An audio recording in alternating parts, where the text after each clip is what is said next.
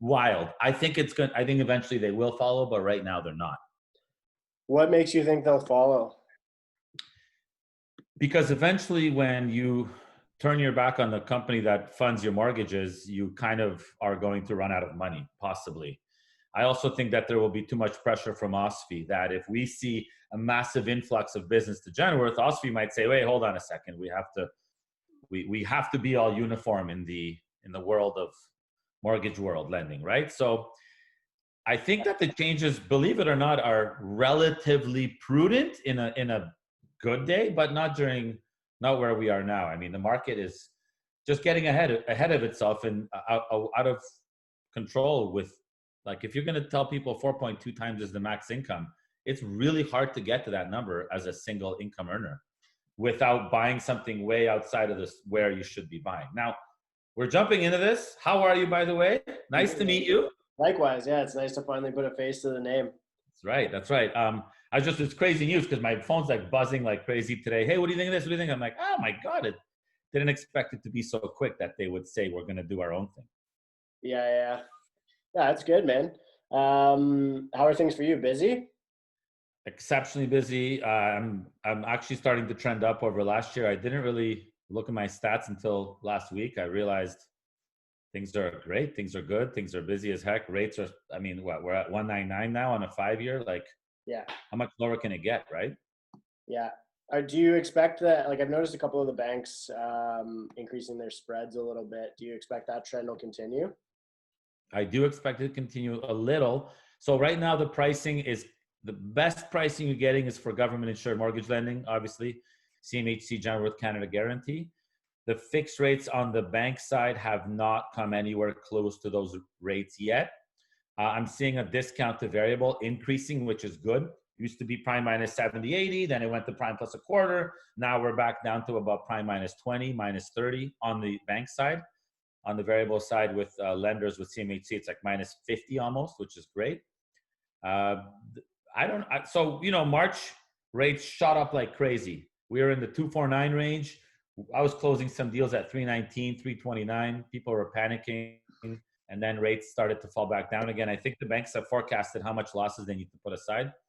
And hopefully, for my sake, and for a borrower's sake, rates will continue to remain this low. Because when rates went up to 319, the activity did slow down. People are very, very rate sensitive, Yeah. So. Yeah, it's interesting to hear that, because I didn't really realize that people were that price inelastic on the concept of just the rate. But I guess, like, when it's so low, a marginal change is such a big proportionate change, right? So it increases your cost of capital so much. Absolutely. Rate is the number one, by like a factor of 5, what I talk about every day. Right. People don't care about penalties. They don't care about flexibility. That stuff doesn't matter. Right. What they have on their contract is paramount to them. And I disagree with that strategy, but I see the big picture, whereas they're like focused on monthly payments. That's an interesting thing to say. Why do you disagree with it? I disagree with it because there are so many bad pitfalls of just focusing on rate. Right. There's a very big online broker in Canada that does about $450 million with a certain bank. That bank doesn't let you port the mortgage. Right. That bank doesn't give you bridge loans. That bank doesn't let you buy over $1 million. They won't fund you. So guess what?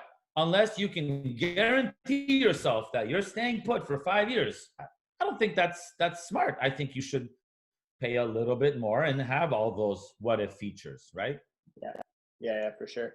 I guess, do you think that a lot of that is a function of, the sort of stock market phenomena of houses always go up in price, that people are like, oh, I'll deal with it later. Like, it's not a big deal if my property's gone up in 3 years and I have to pay a discharge penalty because I'm selling prematurely to step up to something else. I don't really care, or whatever. I've never thought about it that it's like a stock market phenomenon and that belief, which we both agree doesn't always happen. Right. We both agree markets go in cycles. Absolutely. I think the internet has made it so easy to shop. And so people are very competitive amongst family and friend circles. Like, what rate did you get? Oh, I got this.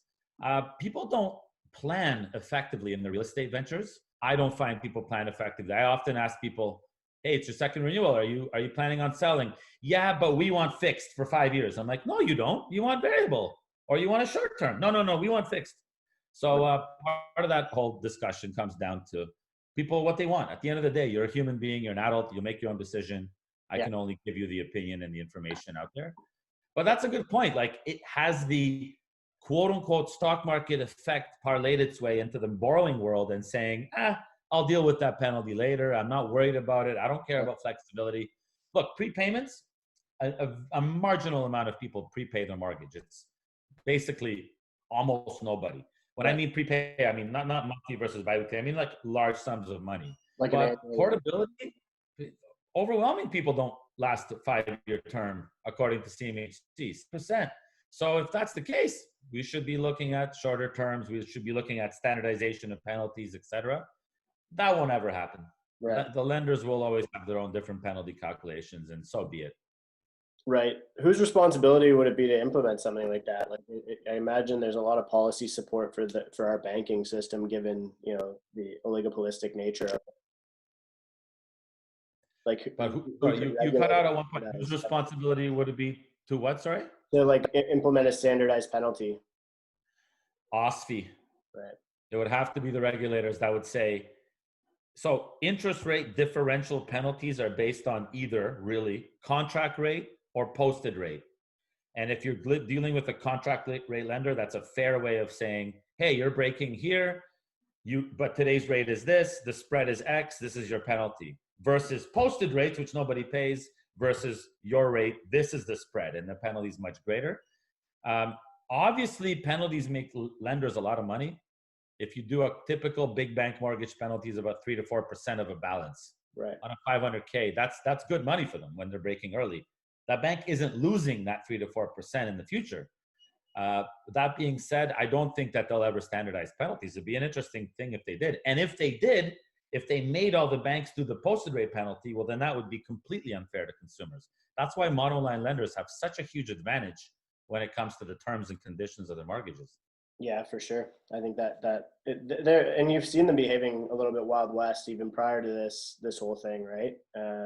Would you say that on the monoline side things are less tight as a result of COVID by comparison to the big banks, or is it pretty standard? No, the monolines are as tight, if not tighter. Right. So initially COVID came out and they all said we need all docs up front, all income up front, which everybody should be doing anyways, but that's besides the point. So they said all stuff up front. If there's any problems with COVID related employment, I found it very difficult to get a deal approved. Whereas with a bank, they were able to take assets into account. They were able to take down payment, loan to value, et cetera, into account, and the type of employment, when was it coming back, at 20% down or more. At 5% down, 10% down, everybody was the same. It was very difficult to get something done at that moment. Yeah. So the monolines are always 39-44 ratios, or now 35-42, depending which insurer. They were always like, if you're at 39.01, forget it, no chance. A bank, all day, every day to 44-44. Right.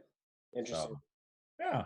What, I guess on that note, we could maybe use it as a bit of a segue to talk more about these changes between Genworth and CMHC. On the higher loan to value mortgages, how much of an impact do you see the CMHC changes having now, you know, given the understanding that Genworth isn't going to follow suit, at least not immediately? So we have 3 insurers, CMHC, Genworth, Canada Guarantee. We haven't heard from CG yet what their intentions are, although for all I know, they launched today. This will have a pretty nominal impact. I would say around 10% of my book was over 35-42 in ratios. There are many ways to get around. I know people will take that out of context. Oh, look, this bad broker is getting way around the rules. Not in a fraudulent way, but there are ways of getting around the 35-42. Get a co-signer, have your parents lend you money from their HELOC, pay off some of your consumer debt, etc. Get a property with multiple incomes, so you live in one and rent the other. It will have an impact less on the 35-42, more on the credit report or the credit beacon being 680 or higher. Right. I find a lot of people are between 650 and 680, and their credit isn't bad. It's just they had one really recent over the limit card, or they missed one payment out of 5 years, or they're at 50 or at over 50% utilization. That's where it's much harder to make any changes in that world versus income, GDS, TDS world. That is something we can work with. But the credit side, once Equifax labels you 650, it takes a while, usually 3 months to fix it, right? Yeah. It will have an impact on around 10% of borrowers, roughly. So 10% of borrowers will either buy for less or not buy, either or, right? And buying for less, I did a study, not a study, but a quick scenario. 100K income is 4.8 times today. It'll be 4.2 times. That's 480 versus 420 mortgage amount. That pushes you out of 416. I mean, 480 already is tough. So you buy a 905. I'm a proponent of buying where you qualify as long as it meets your lifestyle goals, etc.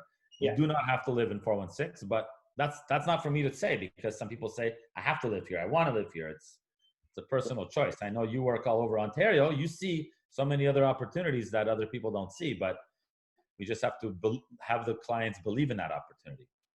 Yeah, I mean, I guess the qualitative and emotional coaching is really more the realtor piece, but I guess one of the interesting pieces is this thought experiment or idea from a lot of economists that we're going to see an erosion of the financial core, and that, you know, proximity to the downtown might not actually be so important in 5 years' time as a result of COVID. And perhaps that could unlock a little bit of affordability for people. You know, I mean, housing prices are really a function of you live where you can, and a lot of that means where you can afford to, and proximity to employment is important in that. If that changes, you know, that's a pretty big element to put downward pressure on price potentially, or upward pressure on affordability. And I think the upward pressure on affordability piece is one that's, I would say, safer for everyone. You know, that people don't start losing equity in their homes, but, you know, young people can start affording to live close to work, and have the investment potential of homeownership. On the Genworth side, I think it's, you know, when I first saw that news, to me it seems like they've really found an opportunity, or it's been presented to them, that there's a clear competitive advantage now to working with Genworth or CG by comparison to CMHC on the mortgage insurance side. Ultimately, like, what percentage of mortgages would you say are insured with CMHC versus Genworth? Like, is CMHC the vast majority? Like, no, not vast majority. It's about 40-40-20. Right. Okay. CG's third. I mean, they're a smaller insurer. What Genworth could do is slightly increase the premiums. Yeah. So right now the premiums on 95 loan to value of 4.1%. They could increase that to 4.5 and make money there. Genworth, I find, is a little bit easier to work with. They're a little bit, and I only say that from a speed perspective. They're faster to turn an approval around. Right. But yeah, this is a huge market opportunity for them if they want to focus on that 35 to 39 GDS, TDS borrower, and say, without incurring too much risk, right? So we also have to remember that the stress test, that plus 2% rule, or whichever is lower currently, that's pushing the numbers. Like, these are artificial numbers. These are assuming rates will go. Right now I'm qualifying at 4.94 on a mortgage today that I got at 2.19. Right. So I have to prove to the bank that this 2.19 borrower will be able to withstand a 250 basis point increase in rate. More than that, 280 basis point increase. Well, guess what? How long has the stress test been there for? Over 5 years now, 4 years. And how 44? Well, it's not like people, on Twitter, oh my God, these people are borrowing 40% of their incomes. The real number today on a 5-year fix is way lower, GDS, TDS. So that's why I'm not so appalled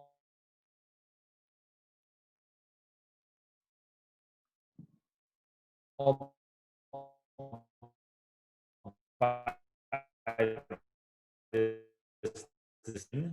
Genworth to do it. You know, they're a financial And so be it, right? Or more brokers will be Genworth friendly, CG friendly. Our lender decides. I can't say, lender, send this to Genworth. The lender's going to say, why? Is there something we don't know? Did you go to CMHC already? I let the lender decide where it goes. And we pick lenders that are Genworth heavy, that support Genworth more than CMHC. And then that's what the deal goes. And the client will have to say, okay, Scotiabank, for example, may be a CMHC lender, and TD Bank may be a Genworth lender. I'm just using them as an example. Here you can borrow 35%, here 39%, here's your rate here, here's your rate here. What do you want to do? And then the client and you decide what's going to happen. Interesting. So, So it's interesting to note that they're at almost equal market share of the insured mortgages, with what you had mentioned, if it's 40-40-20. Is there any risk from your perspective to, these private players having a majority market share once this is all said and done? Like, I guess it decentralizes the risk of a decline in housing or default risk, but away from the government. But beyond that, I mean, are there anything that the average consumer wouldn't really know about how the function of an insured mortgage in our market right now that they should know? Well, this is why I don't think that long-term Genworth will stick to their 39.44 number. I do believe that there will be pressure for them to move down to 35.42 because CMHC ultimately pulls the levers at one point or the other. They're going to say, no, I'm sorry, we're not going to continue helping you fund your mortgage balance sheets at all. So there is not much risk to a consumer necessarily, except for, you can argue, if Genworth allows this to continue and prices continue to go up, and then there's a correction. That was the problem or the fault of Genworth and Canada Guarantee. So that's the biggest risk, is if there's now a decentralized system and prices are allowed to escalate, but that's more for, I don't believe that there is such a 9 to 18% price fall risk, at least not in my market, unlike CMHC thinks. So I think that we should be okay, but I'm drinking the Kool-Aid. Listen, I am. I'm bullish on real estate, and I haven't always been bullish on real estate. There have been times, 2017, where I was a little worried with the stress test, with the foreign buyer tax, but we've gone through so much that I just feel like it will be okay in a long-term perspective. But we'll see. I actually wouldn't disagree with that, and I know I present myself as pretty bearish, but I don't know how much room there is for values to decline. But what concerns me is that you have this consumer psychology that most people believe that their property is going to be worth, let's say, 10 or 30% more by the time they're up for renewal in 5 years, and that's been ingrained in our valuation and our purchase decisions. And I worry that, if we return to a normal, let's say, growth at inflation or no growth scenario, there's gonna be a lot of people that are disappointed. And that, if you make financial decisions on the assumption that your property is going to go up in value by the end of your term, you could run into stress down the road. And I think 2017, is a good indication of that, right? Like, a lot of those properties are going to be they're going to be renewing soon. And you had mentioned on Twitter to me that, the lenders are just going to check the renew box and whatever. But, for some people, I mean, if their credit scenario changed or whatever, and they need to go to a different lender and they don't have the equity, I mean, there are, I guess, the odd anomalies that people could end up in risky scenarios. And I think you do see some of that offloading now, where guys have purchased in 2017 and are now selling at a loss in today's market. Okay, so you hit the keyword, selling, right? I always tell clients who ask me, because I'm not the realtor, but they're like, what do you think? Is this the right decision? I go, look, I'm going to put my realtor hat on for a sec and say, you should care what you bought it for. You should care what you sold it for. Whatever happens in the middle happens, as long as you don't keep leveraging. Okay, cool. If all those people in 2017 bought for more than what it's worth today, a lot of those people, the majority of people, take 5-year terms. By 2022, will be renewing. When I say that there's just a check mark, that's pretty much how a renewal works. Yeah. Now, we knew on Twitter, another example of a bit of a paranoia was, oh my God, they're going to start cutting back your HELOCs. And one broker wrote, yes, I've seen it already. A couple of my friends, this has happened. Very, very anecdotal, and it won't be en masse, where the 2017 buyers who bought at the peak, if the values haven't gone back up to those numbers, will face a sort of power of sale situation. They will just renew. Will they renew at a slightly higher rate? Absolutely possible. But if your mortgage is insured by CMHC and you're underwater, your lender will still renew you. Right. Because the That's risk isn't the really risk that on you their take. books, right? Pardon? The risk really isn't on their books in that. It's not on their books. They'll still give you a renewal as long as you've been a good person, you've paid your mortgage on time.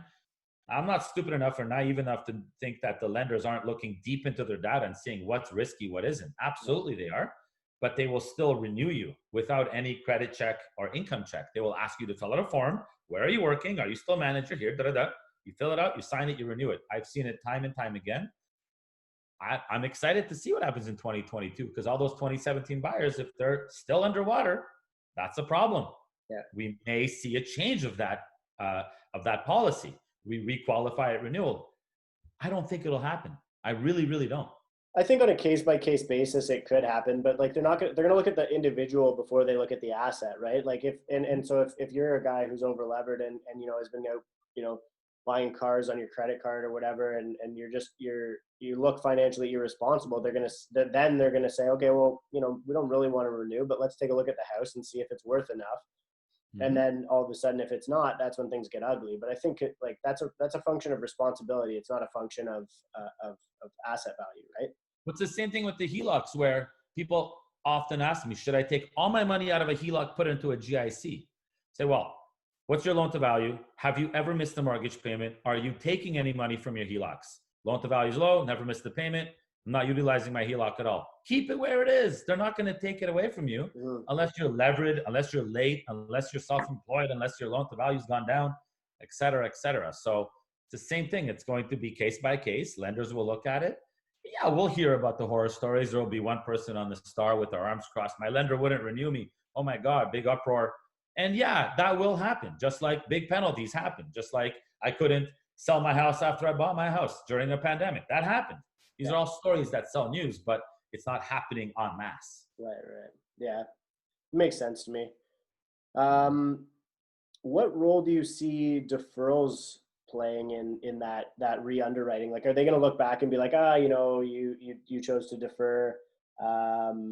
Maybe we're going to, I don't know, make some changes to your mortgage at the end of your term. Like, do you see that? Is there any indication from the banks on the role that's going to play in underwriting moving forward? So the first thing I want to say is, just as a current snapshot, Equifax, if you've deferred your mortgage payment, puts a little D beside your credit bureau instead of an M. D is deferred. How that impacts you today, I know this isn't your question, because your question is what's going to happen in the future. I just want to say how it impacts you today is, if you are deferred any of your mortgages and you want to renew, you want to refinance, you want to switch into or out of, that will impact you today if you're doing it currently. But in 6 months, October, November, when the deferrals end, all of our lenders have said we will not hold it against you, provided that Equifax has written D and you haven't missed any mortgage payments and you have this agreement in writing with us, which I've told every client, reach out in writing. That will not impact your renewal. What may happen is, depending on when your renewal was, how much did you renew? How much do you then owe? Are you rolling that into your payments, etc.? Each lender had their own different policy, but none of them have said to us, we absolutely will hold this against you, or we're going to clamp down on deferrals, etc. I think lenders, for the most part, are being pretty understanding of COVID. For the most part, yes. Again, we've heard some anecdotal stories, but for the most part, I've been really, really, really helpful with clients needing to defer. And I'm curious how many people really had to defer, because the lenders made it really easy to defer. They've just fill out an online form. Are you impacted by COVID? Yes. Boom. What does that mean? Yes. That could mean, hey, I'm not going out as much, or this or that. So based on how busy I am right now, I'm surprised that I'm this busy. I honestly, I thought that summer would be really slow for me. Yeah. I don't know if this many people needed to defer their mortgages. Maybe they just kind of needed to catch up on savings or et cetera. And that's something we should be focusing on. Liquid net worth is when I see it, it's all pounded into the house. Yeah. There's nothing left over at the end of the day. And that's really scary for me. You got to have some savings. Yeah. You're buying a house for 500, 700, $1 million. You're dumping everything in. Like, what would happen if there is another pandemic? And that will happen at some point. Yeah. We got to be careful. Yeah. So, yeah, and it's a great question. What will happen post deferral?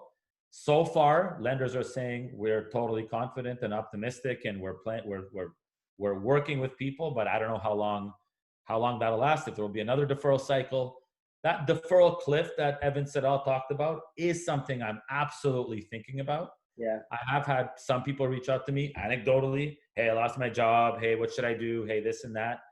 I don't know what's going to happen to those people in 6 months. So that is definitely something that will be interesting. But Yeah. I think the lenders will continue deferring if they have to. Yeah, I mean, anecdotally as well, I think York Region, where I do a lot of my work, is what I would call one of the more over-levered markets. Mhm. In 2017, it was the one that was hit the hardest.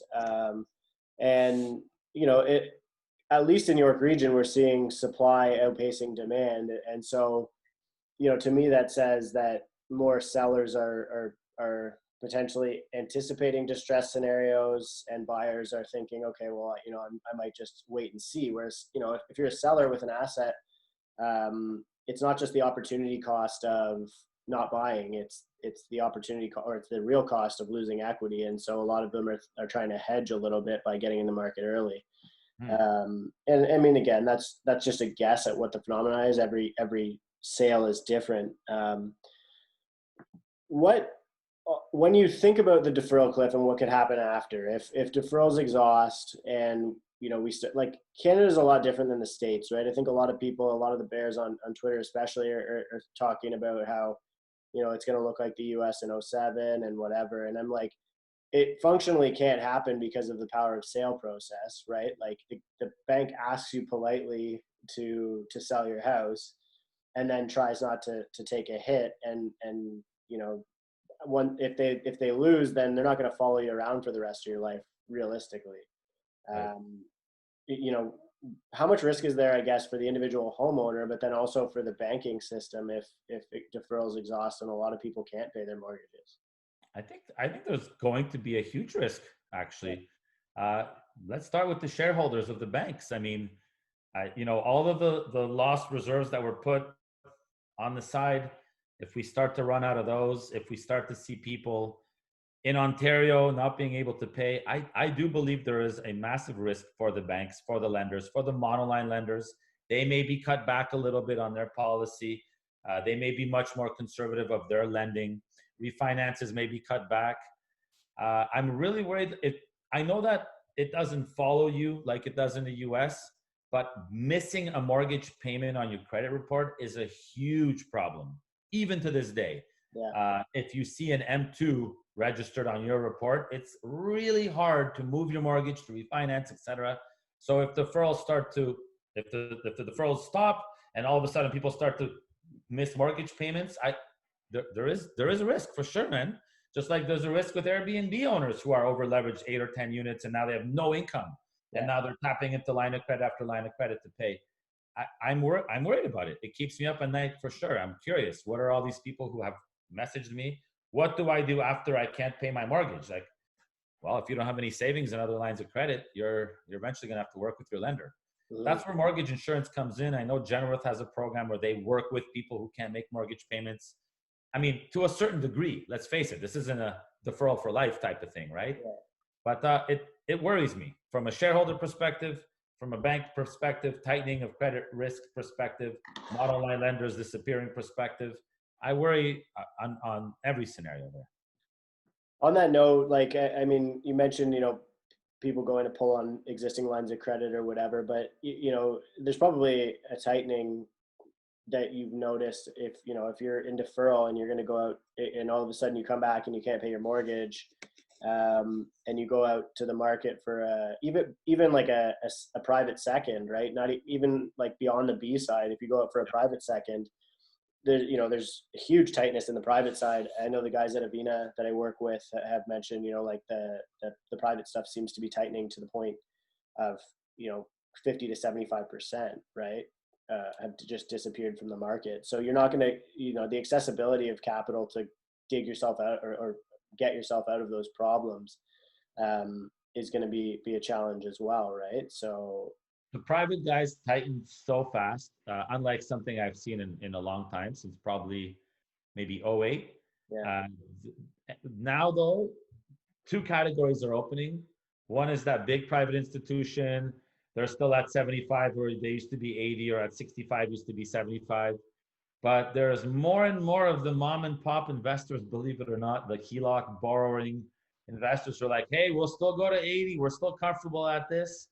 So, I mean, private world is like, it's broken up into those two big types of borrowers. And I'm still able to get 80%, no problem. 80%, 10% with 2% lender fee all day, every day. There's still so much appetite. Maybe they haven't caught on to the idea that prices fall. I don't know. But the institutions were very smart to cut back. And I think we'll see them loosening up a little bit moving forward. Yeah. Yeah. But you're right. Like, so if I have 3 or 4 properties and I thought, oh, I can always get a private second at 80. And now the private lenders are asking me questions they never asked before. Like, is it a rental? Yeah. What does the client do? Where do they work? What's my exit strategy? Before they would throw money at it all day, every day. And now they're just asking, which is good. They're smart to do this, but they're asking a lot of questions. They're tighter on appraisal, and they're way tighter on loan to values. Way tighter. Yeah, it's interesting. What about like the super Wild West guys that were going, behind 80% loan to value, bank money or monolend? Like they're gone, and I guess a lot of them are going to lose their shirts, right? Like First Swiss went to 95%. Yeah. I've never closed a deal with. First, I do very, very little private lending, private borrowing. It's just not my bread and butter. It's not been something I focused on. Certainly First Swiss, if they went to 95% and prices fall, we're going to see a carnage. But they also advertised 95, but they never actually did it. It's really hard to get there. Yeah. The Wild West guys have cut back to a degree as well, so. Interesting. Yeah. I guess the last piece before we wrap up, and I want to be mindful of your time. What do you see like, so CMHC, they talked a little bit about, and it could have just been theatrics, who knows, but a little bit about doubling the down payment requirement. Does it make a statement that they chose not to do that in these changes? Like, it seems like they were pretty relaxed in what they did. I think it was responsible and also responsible to the market to not, give the market a big hit. Like, this isn't a B20 size policy or a foreign home ownership size policy, right? Yeah. We know Evan Siddall does the best he can. He's a great leader, especially now during Black Lives Movement. He's being very positive on Twitter, etc. He doesn't love the realtors. He doesn't love mortgage brokers. I know that. When he dropped that little hint, I think he just wanted to scare the crap out of us and say, hey, if you don't behave, I've got this big bomb I'm going to drop on you. So here's a hint. I think it's very good they didn't do 10% down minimum. That would have eviscerated the first-time buyers. I think that's why I said at the beginning, I'm not 100% against this change. It's not the worst change we could have seen. The worst change we could have seen is 20. Obviously, that wouldn't have happened, or at least not now. 10 would have been a really bad change. So this change that they made wasn't the end of the world, and it was a good compromise. Hey, 680 beacon score. Equifax fixed their reporting a couple of years ago. 680 isn't that bad. 3542, not that bad. There are ways around it. So I was impressed and happy to see that CMHC didn't go crazy deep and say, yeah, 10 down starting on July 1st. That would have been really, really worse, way worse than what is happening now. Right. Okay. Yeah. Is there anything else that you feel that we didn't discuss that you think is important for people to know? Well, I just want people to know out there, like, I'm a balanced person. I believe the markets will go up and down.